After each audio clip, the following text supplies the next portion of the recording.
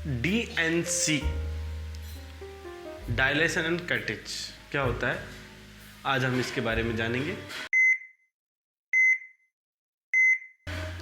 Hello दोस्तों, मैं DP Agarwal स्वागत करता हूं आपका आपके अपने YouTube channel improve health with Agarwal के अंदर। तो हम बात करते हैं DNC के बारे में। फ्रेंड्स, आज हम बात करेंगे DNC डायलेशन एंड कटेज के बारे में।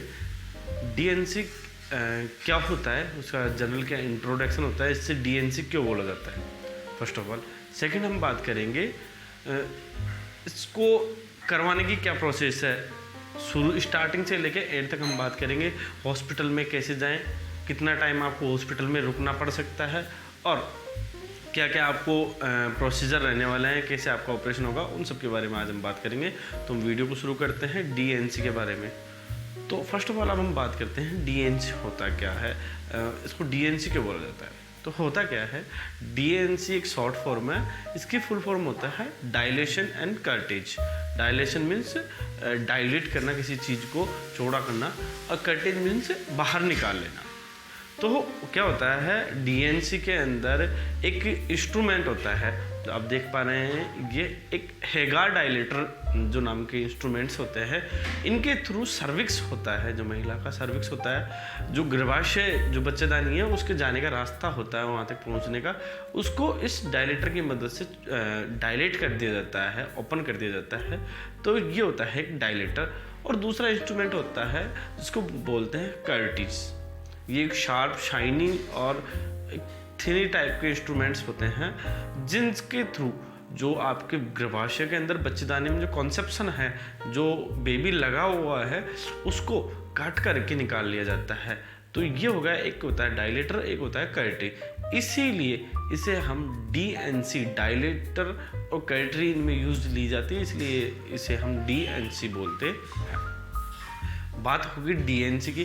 DNC तब की जाती है मोस्टली जब आपकी प्रेगनेंसी 20 वीक से पहले की है, तो उस केस के अंदर DNC करना संभव होता है। अदरवाइज फिर बाद में जो MTB एक्ट के अकॉर्डिंग, जो रूल्स एंड रेगुलेशन के अकॉर्डिंग आपको अलग प्रोसेस अपनानी पड़ती है। DNC एक ऑपरेटिव प्रोसेस है, इसके अंदर आपको वही ऑपरेशन करना होता है, जिसके अंदर अब हम बात करेंगे आपकी स्टार्टिंग से लेके एंड तक की सारी प्रोसेस के बारे में, जिसके अंदर आपको कितना टाइम हॉस्पिटल में रुकना होगा, क्या क्या टेस्ट होंगे वहाँ पे आपके, कब आपका ऑपरेशन होगा, उसमें कितना टाइम लगेगा, उसके अंदर क्या क्या प्रोसेस है, सारी सावधानियाँ सब के बारे में बात करेंगे। तो स्टार्टिंग में बात करते हैं DNC के प्रोसेस के अंदर टोटल आपको 6 से 8 घंटे हॉस्पिटल के अंदर रुकना पड़ सकता है मिनिमम। मैक्सिमम एक दिन के लिए पूरा दिन आप निकाल के आए, उसके अंदर आपका पूरा प्रोसेस होगा, जो कि एक ऑपरेटिव प्रोसेस होती है।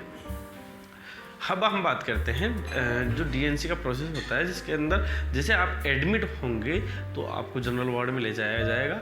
वहाँ पे आपके कुछ ब्लड टेस्ट होंगे, like HIV, HbS, AG, blood grouping, जैसे कि आपका ब्लड ग्रुप कौन सा है, A, B, AB, O, वो इसलिए क्या पता आपको ऑन टेबल जब आपका ऑपरेशन हो रहा है तो ब्लड की रिक्वायरमेंट हो जाए, आपको ब्लीडिंग ज़्यादा हो जाए, तो उस केस के अंदर उसको रखना होता है और ये पता करके रखना होता है।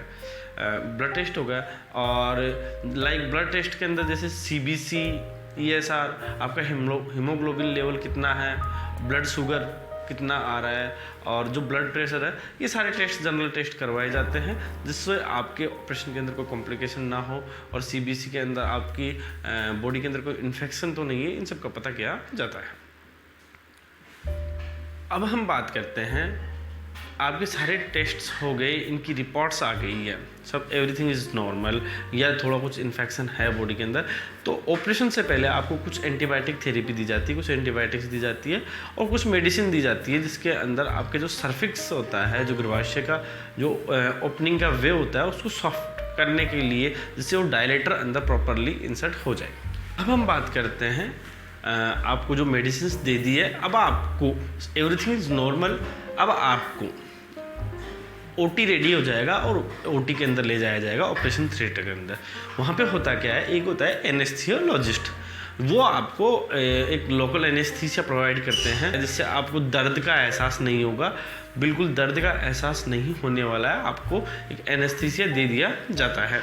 उसके बाद में आपको एनेस्थीसिया लगने के बाद में अब आपका ऑपरेशन स्टार्ट होता है, जिसके अंदर मिनिमम से मैक्सिमम 20 से 25 मिनट का टाइम टोटल लगता है आपके टोटल ऑपरेशन प्रोसेस के अंदर, पूरी सर्जरी के अंदर। उसके अंदर आपका जो डायलेटर के थ्रू डायलेट कर दिया जाता है सर्विक्स, और जो कर्टरीज होती है उनके थ्रू जो कॉन्सेप्शन का पार्ट है उनको निकाल लिया जाता है। अब आपका ऑपरेशन हो गया है और आप बेड पे हो ओटी के अंदर, वहाँ से आपको जैसे आपको होश आ जाता है, आपकी नॉर्मल कंडीशन होने लगती है, फिर आपको वहाँ पे जनरल वार्ड्स होते हैं उसके अंदर शिफ्ट कर दिया जाएगा।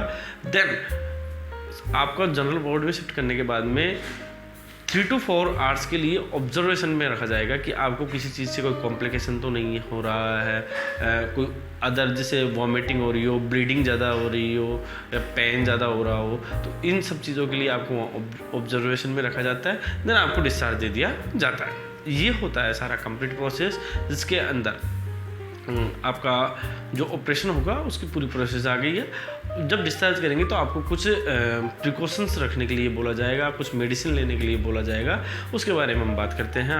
अब इसकी सावधानी में हम बात करते हैं, जैसे कि एक डीएनसी वैसे तो एक सेफ प्रोसेस है, पूरा सेफ प्रोसेस होता है। इसके अंदर कोई हार्म नहीं होता बॉडी के अंदर। हाँ, डीएनसी करवा ली कोई दिक्कत नहीं, बट ये उस केस के अंदर ठीक है जब आप एक प्रॉपर गायनेकोलॉजिस्ट एक्सपीरियंस डॉक्टर से ये प्रोसेस करवाए तो सही है। यदि आप किसी जो प्रॉपर गायनेकोलॉजिस्ट नहीं है या डॉक्टर भी नहीं है, किसी और के थ्रू आप ऑपरेशन करवा रहे हो, जैसे गाँव के अंदर दाई वगैरह से करवा रहे हो, तो ये आपके लिए बहुत ज़्यादा कॉम्प्लिकेटेड हो सकता है, ये लाइफ थ्रेटनिंग भी हो सकता है। तो इस चीज़ से बचना चाहिए, फर्स्ट कॉम्प्लिकेशन।